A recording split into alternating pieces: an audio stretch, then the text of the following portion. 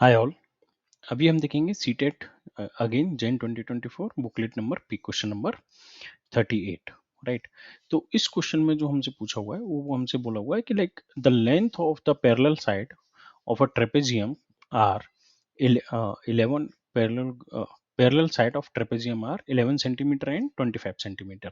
मैंने इलस्ट्रेट करने के लिए एक छोटा सा यहाँ ट्रेपेजियम बना रखा है पहले से, तो इस शेप को हम लोग ट्रेपेजियम बोलते हैं। राइट, ये हो गया मेरा what is A B C और डी। राइट, तो यहाँ पे बोला है कि पैरेलल साइड्स, तो यहाँ पे हमारी पैरेलल साइड्स कौन सी हैं? A B parallel to C D. Right, ये दोनों साइड मेरी पैरेलल हैं और इनकी जो वैल्यू दी गई है कि एक साइड की दी गई है 11 सेंटीमीटर, दूसरी साइड की दी गई है 25 सेंटीमीटर। वो देख के समझ आता है कि भाई ये छोटी साइड है तो इसकी 11 सेंटीमीटर हो गया और जो बड़ी साइड है तो इसका 25 centimetre. And the distance between them is 12 centimetre. तो यहाँ पे इन दोनों के बीच का जो डिस्टेंस होता है वो हमको दिया हुआ है हाइट। राइट, वो हमको दिया है 12 सेंटीमीटर। करेक्ट, तो ये डेटा हमको गिवन है और इट्स एरिया मतलब ये ट्रेपेजियम का एरिया।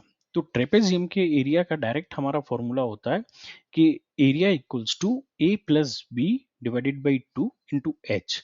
राइट, जिसमें कि ए प्लस बी क्या होता है? ए होता है हमारा पैरेलल साइड और बी भी हमारा क्या होता है? ए एंड बी हमारा पैरेलल साइड होता है और एच होता है हमारा हाइट। तो यहाँ पे ट्रेपेजियम का जो एरिया हमारा आ जाएगा, जो हमको वैल्यू गिवन है, वो हमको गिवन है 11 plus 25 divided by 2 multiplied by H हमको कितना गिवन है? 12। राइट, तो ये हो गया मेरा एरिया। तो 11 प्लस 25 कितना हो गया हमारा? 36 डिवाइडेड बाई 2 इंटू 12। करेक्ट, तो ये हो गया हमारा 36 इंटू 6। ऑल्दो मैं हमेशा एडवाइज करता हूँ कि कम से कम कैलकुलेशन करो एग्जाम में, वो जो वैल्यू है उसको एज इट इज छोड़ देना चाहिए। क्यों? क्योंकि यहाँ पे भी और आगे हमको क्वेश्चन देखना है।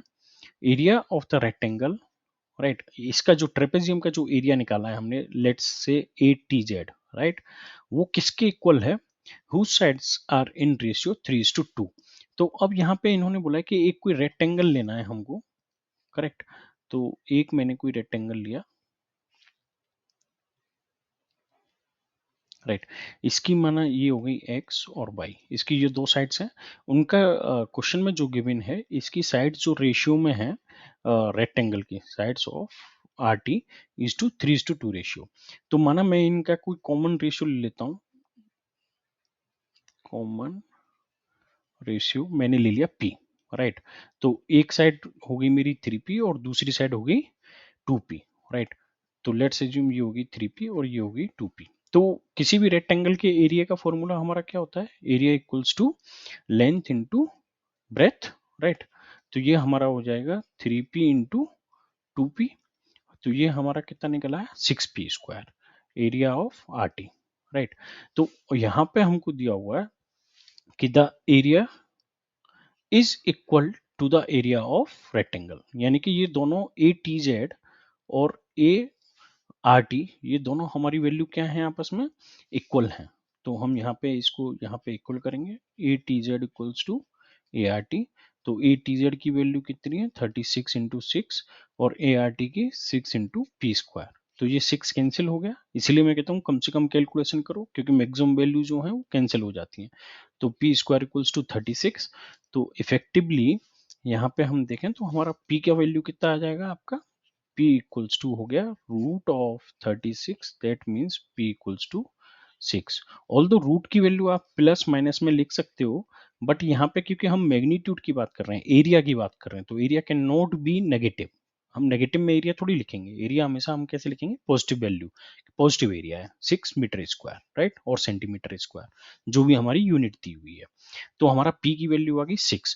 जैसे ही हमारी p की वैल्यू आई 6, तो रेक्टेंगल की जो साइड्स हैं, लाइक रेक्टेंगल साइड्स कितनी हो जाएंगी हमारी फिर? 3p and 2p।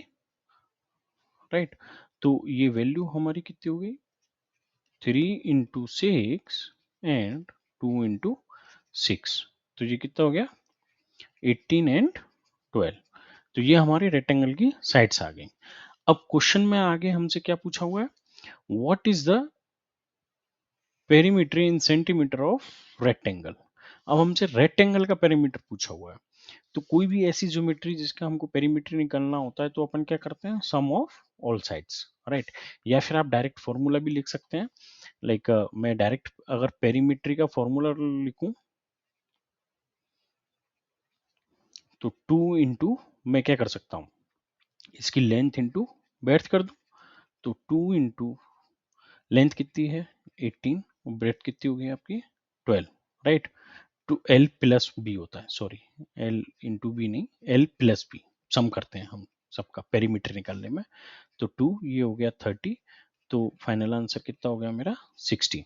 और या फिर जैसे मैंने पहले बोला था कि हम सबका सम करते हैं, तो जैसे ये वाली साइड हो गई, इसको 2 बार सम किया और इसको 2 बार सम किया, राइट। अगर आपको पेरीमीटर कोई फॉर्मूलेशन में अगर आपको याद नहीं रखना है तो 18 प्लस 12 प्लस 18 प्लस 12, करेक्ट। तो ये भी आपका 30 हो गया और ये भी आपका 30, इफेक्टिवली 60। पेरीमीटर मीन्स आप उन चारों साइड्स को ऐड कर दो, तो आंसर हो गया 60 सेंटीमीटर, करेक्ट। तो यहाँ 60 सेंटीमीटर हमको ऑप्शन कौन सा दिया हुआ है, हमको ऑप्शन दिया हुआ है फोर्थ, तो ये फोर्थ ऑप्शन हमारा करेक्ट हो जाएगा, राइट।